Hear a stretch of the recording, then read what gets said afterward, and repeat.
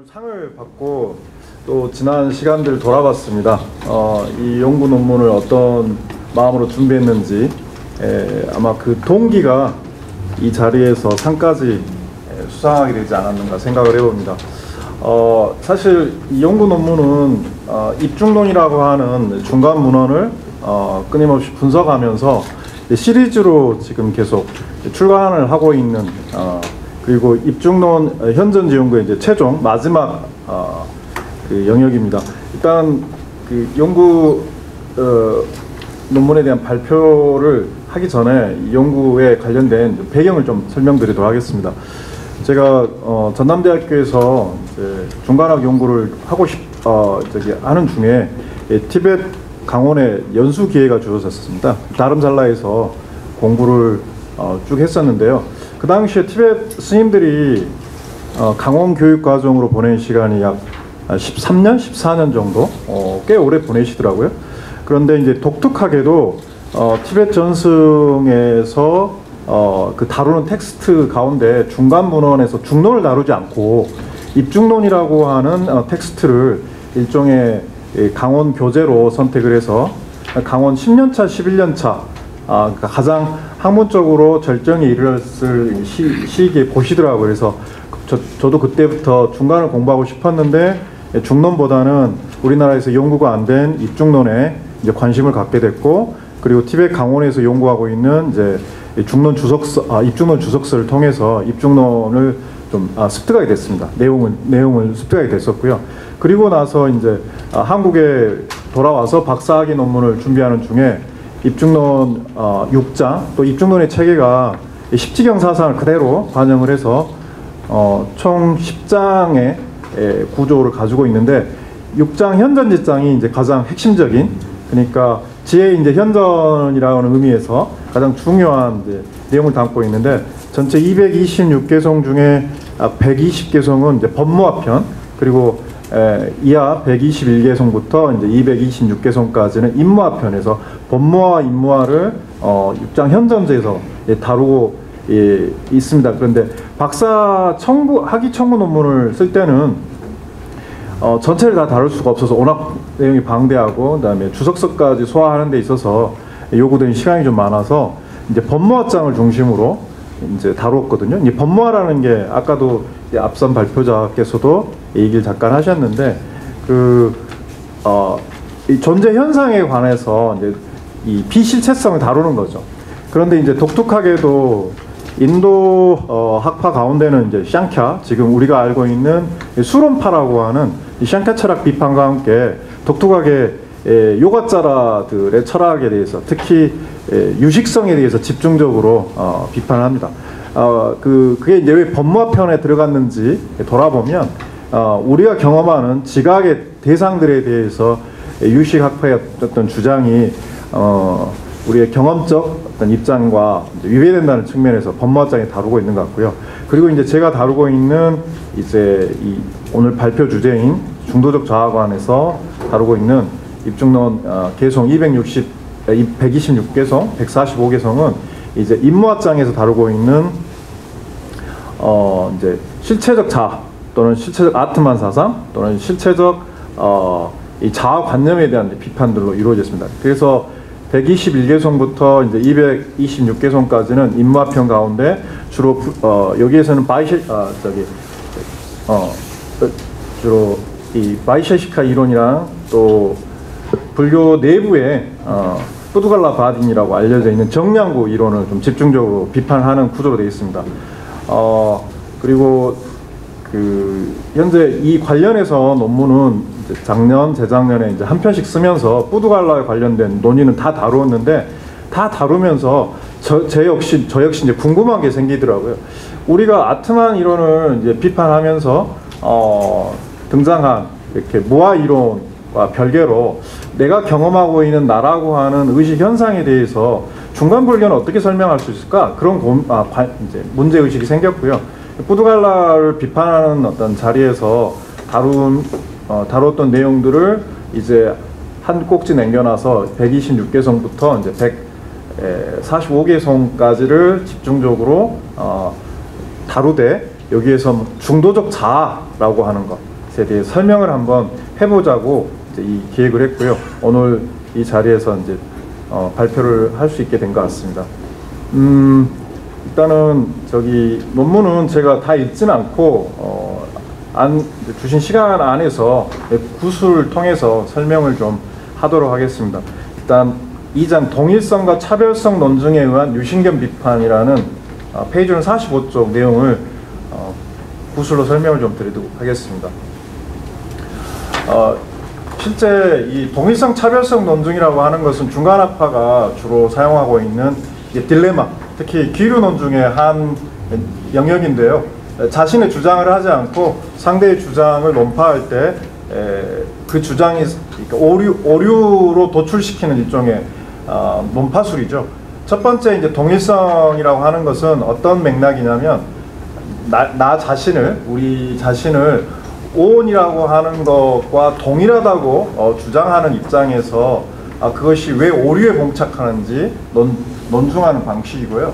차별성 논증이라고 하는 것은 내 자신이 현재 우리가 경험하고 있는 오온과 별개 차이 나는 것에 있다고 주장했을 때 봉착하는 논리적 오류에 대해서 논파하는 기술입니다.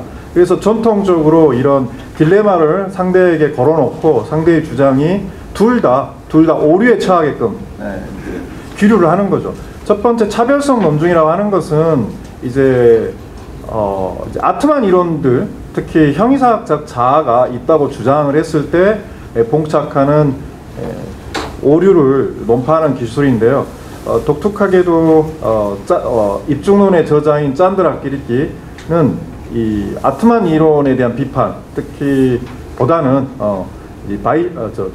포르갈라의 입장에 대해서 조금 더 비판적으로 다루고 있거든요. 그들이 가진 입장이 불교 내부적으로 좀 광범위하게 이렇게 그 당시에 주류적 입장으로 대우된 경향도 있었고, 그래서 차별성 논증은 간략하게, 그러니까 우리의 어떤 자아성을 오온 밖에서 찾는 경우에는 그것은 불교의 고유한 입장, 영기설의 가르침에 위배되기 때문에 이것은 오류이다라고 이제 전제를 하고 들어가서 동일성 논증의 관점에서 이제 우리가 생각하는 오온이 과연 자아와 동일했을 때 닥칠 하나의 어떤 문제들에 대해서 오류를 이렇게 보여준 입장입니다.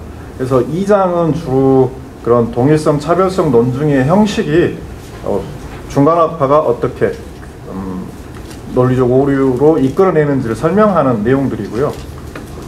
이제 3장은 존재론적 환원주의 자아관념 비판이라는 내용입니다.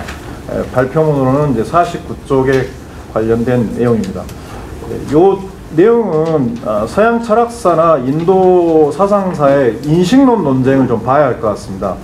특히 이제 그 정신과 신체 또는 영혼과 몸, 이런 심신이원론을 주장했을 때 봉착하는 문제에 관해서 이 인도 당시에도 등장했던 주장이 있었고요.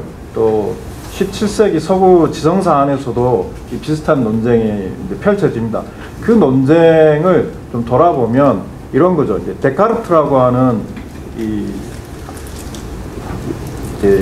서구의 철학자가 이런 얘기를 했습니다. 정신성과 물질을 두 가지 실체로 규정을 하고, 정신성, 그러니까 정신성이라는 건 우리의 어떤 마음이겠죠. 그리고 이 물질은 신체에 해당합니다. 이 두 개가 실체라고 생각을 하고 둘의 어떤 상호작용에 대해 설명을 했는데, 그 당시에 실제 그런 반론에 이제 바로 봉착을 하게 되는 거죠. 우리의 정신성이라고 하는 경험이 어떻게 물질성에 국한되어 있는 몸, 신체하고 상호작용할 수가 있느냐. 오히려 우리의 마음, 정신이라고 하는 것을 물질이라고 규정하는 것이 오히려 더 자연스럽지 않느냐라는 데카르트 당시에 이 반론에 봉착하게 되거든요. 그런데 이제 데카르트는 사실 그 당시에 어떤 주장을 폈냐면, 정신과 몸이 이제 우리 신체 뇌의 기관 중에 하나인 피니얼 그랜드, 송과선을 통해서 정신이 이제 몸의 정보가 정신에 서로 전달된다는 주장을 했었는데, 이 논쟁이 현대에 심리 철학이라고 하는 논쟁으로 이제 현재 귀결이 된 것 같습니다. 이제 이분들은 어떤 주장을 주로 하냐면, 데카르트 당시에 생각했던 그런 몸이나 마음의 이원론적 입장을 폐기하고, 우리가 경험하는 마음 또는 의식이 물리적으로 설명하는 것에 집중을 하거든요. 그런 점에서 이분들이 가지고 있는 생각은 이제 존재론적 환원주의라고 부를 수 있습니다. 그러니까 다시 말씀드리자면, 우리의 정신성이라고 하는 것은 신체 현상으로 환원이 가능하고, 우리가 경험하는 정신성의 모든 영역들은 결국 어떤 신체 또는 뇌라고 하는 뇌 신경상각물이라고 불리는 그 이상, 뉴런 조직 이상이 아니다라고 주장하는 존재론적 환원주의로 가는 거죠. 그 중에 이런 입장을 받아서 등장한 이론이 뇌 허무주의가 등장을 합니다. 그러니까 지금 저희들이 신경과학이나 또는 뇌 연구를 통해서 증명하고 있는 우리의 정신, 의식 현상의 신체적 지반에 대한 논의가 지금 어디로 향하게 됐냐면, 그것은 모두 다 신체 활동과 신체 활동의 산물이 뿐만 아니라 뇌 또는 신경의 이상 아니다라고 주장하는 거죠. 그게 이제 존재론적 환원주의의 특징이고, 이런 주장들이 현대 이제 득세를 하고 있는 거죠.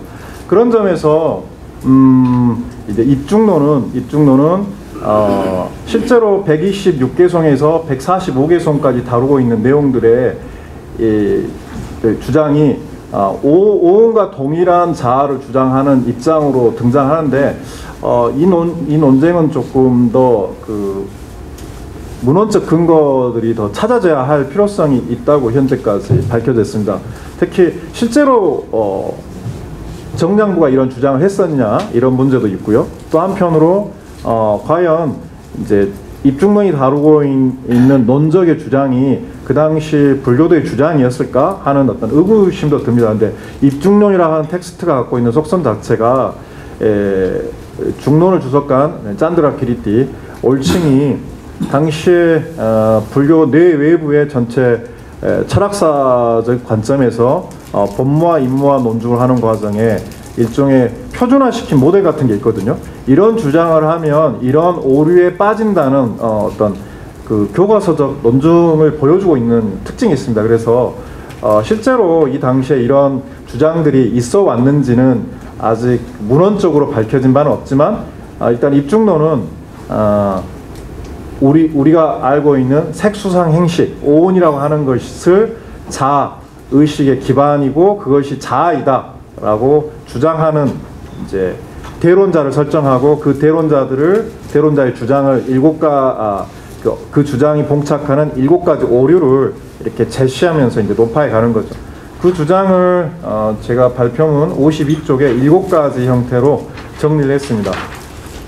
예를 들자면 오온이 5가지 색수상 행식이니까 오온과 자아가 동일하다고 한다면 뭐 자아는 여럿이, 오온이 5가지 신체 정신 현상이듯이 자아가 여럿이 되고, 그리고 우리가 경험하는 어떤 오온의 어떤 현상, 특히 신체적 형상 또는 우리의 어떤 감수적 경험, 그러니까 싫고 좋고 또는 고락 이런 것들의 어떤 경험, 또 한편으로 의지작용, 또 하나의 어떤 그 경향성을 만들어내는 태도, 그리고 그것을 재인지하는 우리의 인식 어떤 활동들을 경험하고 있기 때문에 자아는 실제하게 되는 거고, 그 자아는 결국 실제하게 됨으로써 우리가 굳이 그것을 가래를 포기할 이유도 사라지고, 궁극적 무효의 열반이 들 때 신체가 소실되기 때문에 자아성도 사라지게 될 거라는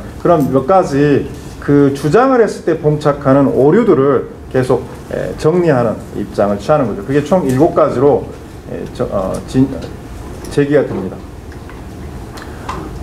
그게 이제 133개송까지의 주된 내용이고요. 이제 제가 본격적으로 다루고 싶었던 내용은 과연 이 논의를 끌고 갔을 때 중간학파, 특히 월칭 논사가 가지고 있는 입증론 안에서 과연 그런 실체적 자아도 거부하고, 그리고 그런 뇌 허무주의적 입장의 태도도 거부한다면 결국 중도적 자아관이 어떤 정립이 돼야 되는데, 이 중도적 자아는 어떻게 해서 우리가 설명할 수 있을까라는 게 이제 저희 관심사였고, 이제 본문 페이지는 55쪽부터 그 설명을 이제 신경현상학의 관점에서 주석을 좀 시도해봤습니다. 여기서 하나 설명 더 드려야 될 게 신경현상학에 관한 이제 얘기일 것 같습니다. 신경과학을 근거로 뇌 허무주의가 등장을 했다고 아까 말씀을 드렸는데요.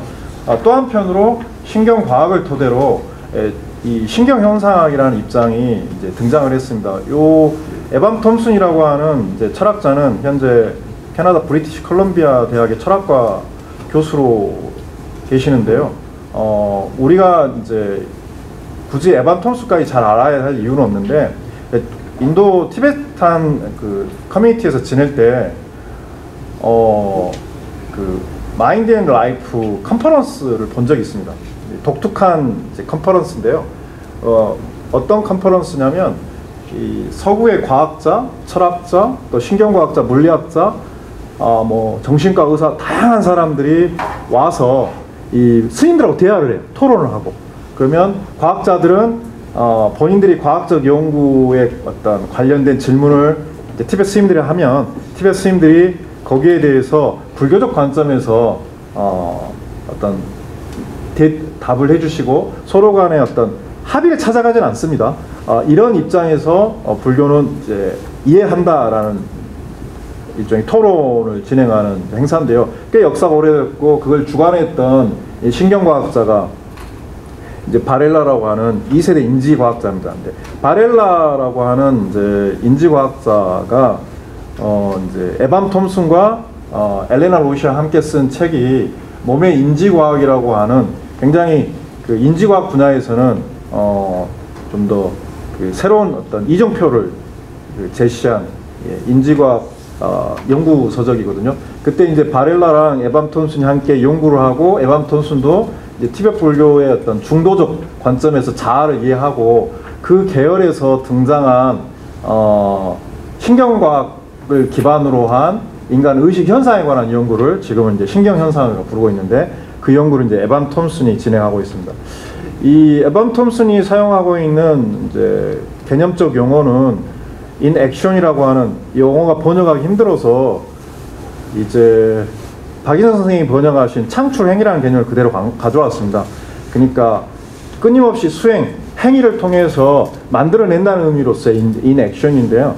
이 인액션을 통해서 주장하는 것이 결국은 뭐냐, 우리의 의식 현상이라는 것, 자아라고 하는 것이 결국은 어떤 행위, 어떤 끊임없는 활동을 통해서 구체화되어가는 과정적 자아, 이렇게 정의할 수 있겠습니다. 결국 이들이 얘기하고 있는 과정적 자아랄지 체화된 마음과 같은 이론들은 이제 불교 중간 사상가들, 불교도들 가운데 중간 철학을 통해서 존재론적, 인신론적, 가치론적 태도를 정립한 이제 불교 승려들과의 대화 속에서 얻어진 인지과학의 새로운 어떤 그 방향이거든요. 그래서 에반 톰슨이 신경현상을 통해서 이 뇌 허무주의자를 비판합니다.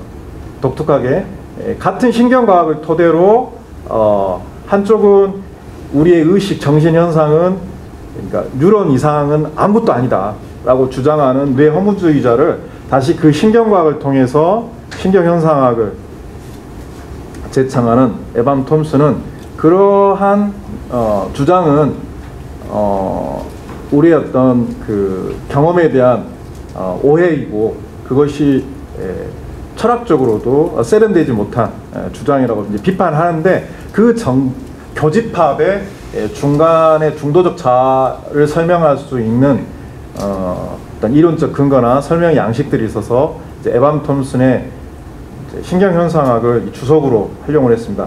일단은 이 중간이 주장하는 어떤 이론들이 생각보다 많지 않습니다. 주로 논적에 대한 비판을 통해서 자신들의 주장을 귀를 통해서 도출하기 때문에 중간 그 자체의 어떤 철학적 입장이나 주장을 선명하게 구현하는 게 쉽진 않거든요. 이제 다만 제가 읽은 텍스트 안에서 입중론 본송과 주석서 그리고 그와 관련된 문헌들을 통해서 파악한 바로는 인신론적으로는 이제 초기 불교에서 제시됐던 이제 3,4화합 촉연기설 그것을 가장 중요한 이제 우리 그 의식 현상의 어떤 그 본질로 이제 보고 있고요. 또 하나가 그 저기 뭐죠? 그 지칭 개념, 그러니까 프라제납티사트라고 하는 가설, 가립 개념을 통해서 우리의 자아라는 것은 가설됐다. 이 두 가지 주장이 이 텍스트에서 반복적으로 나옵니다. 근데 그 두 가지를 가지고 우리 어떤 정신 현상을 재구조하는 데는 초기 불교의 색경을 대상으로 안근이 안식을 발생시킨다는 가장 기본적인 인식론적 발생 모델 하나를 이제 배경으로 가지고 있어야 될 것 같다는 생각을 좀 해보고 있습니다. 이제 그 과정이 왜 중요하냐면 생물학적으로, 생리학적으로 신경과학은 1인칭 의식 현상이 왜 어떻게 해서 발현되고 또 그 1인칭 의식 현상이 발현되는 과정에 주객 이온화의 어떤 그런 분기능, 어떤 신체 활동과 우리 신경 뇌과학적 근거를 가지고 있는가를 설명하는 게 이제 신경 현상이거든요.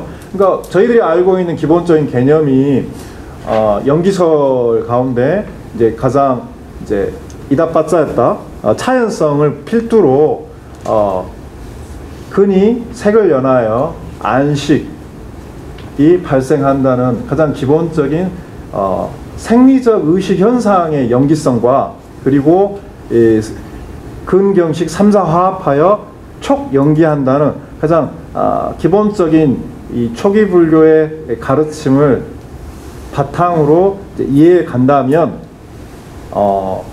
에밤 톰슨이 설명하려고 하는 가장 이 신경현상학적 1인칭 의식의 현상 설명과 불교의 1인칭 의식 현상의 설명이 대부분 일치하는 것으로 보입니다. 에밤 톰슨이 설명하는 가장 기본적인 방식은 이겁니다. 우리의 이제 운동계가 있고 감각계가 있고 그리고 운동계와 감각계를 통합하는 신경계가 있습니다. 그러면 이 신경계가 운동계의 어떤 명령을 하나로서 예를 들어서 컴퓨터 모니터를 보고 이제 글을 쓴다면 이게 이제 운동계로서 밖으로 향하는 하나의 어떤 그 원심적 활동이죠. 근데 이 원심적 활동의 반응으로서 신체 내부적 신호와 신체 외부적 신호를 우리가 감각적으로 감수를 하는 과정에서 내 것인 것과 내 신체적 반응과 신체 외부적 반응에 대한 구분이 점차적으로 이루어지면서 자아인 것과 자아 아닌 것에 대한 그러니까 주객 이원적 이문화가 되는데 너무 익숙한 설명 아닌가요 이게?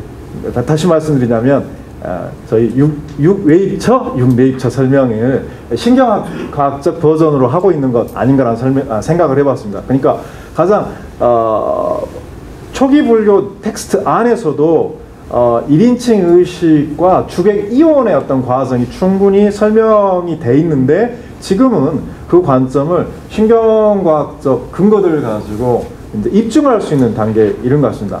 근데 이제 여기에서 문제가 되는 건 뭐냐면 거기까지는 신경과학이 동의하는데 이제 우리가 경험하는 나라고 하는 그런 자아성이 신경 상간물 이상 아니다라고 이제 해버리는 뇌 허무주의자로 가는 길이 하나 있고요. 그리고 이제 에밤 톰슨은 거기에서 중간 학파의 그런 입장, 가리, 가설 개념을 가지고 자아는 가설된다는 입장으로 나아갑니다. 그때 이제 자아 가설은 이제 지칭 이론이죠. 우리가 경험하는 이 색수상 행식, 오온을 통해서 경험되고 있는 이 총합적인 상위적인 어떤 그 경험의 내용을 자아라고 하는 것에 투사하게 되는데, 이때 이 자아 투사가 결국은 나라고 하는 어떤 개별화된 의식, 경험을 통합하는 최상의 이제 인지 주체로서 정립할 수 있다. 그런데 이 인지 주체를 설명하는 방식이 에밤 톰슨의 어떤 설명을 빌리자면 이제 거울에 비친 내 모습 이미지를 사용합니다. 그러니까 거울에 비친 내 모습은 하나의 어떤 이미지인데, 거울도 그 자체는 아니죠. 그러니까 다시 말씀드리자면 온 그 자체는 아닙니다. 하지만 그 거울에 또 속하는 것도 아니죠. 그래서 우리의 어떤 자아라고 하는 것은 그런 우리의 어떤 색수상 행식, 오온이라고 하는 신체 정신 현상과 그 이상이기도 하면서 그것과 분리할 수 없는 관계성 안에 있다는 것이 바로 에밤 톰슨의 설명이고, 그 모든 설명의 어떤 내용들을 수렴시키면 중간적 이론들을 가지고 설명할 수 있는 중도적 자아감 모델이 나오지 않는가라는 입장을 이제 이 연구 논문에 반영했습니다. 일단은 전체적인 내용은 다 설명을 드렸고요. 우리 또 저랑 전공이 같으신 윤희적 교수님께서 또 훌륭한 논평을 준비해 주셔서 논평의 내용에 대한 답변을 통해서 내용을 조금 더 보완해 드리도록 하겠습니다. 이상 발표 마치도록 하겠습니다. 감사합니다.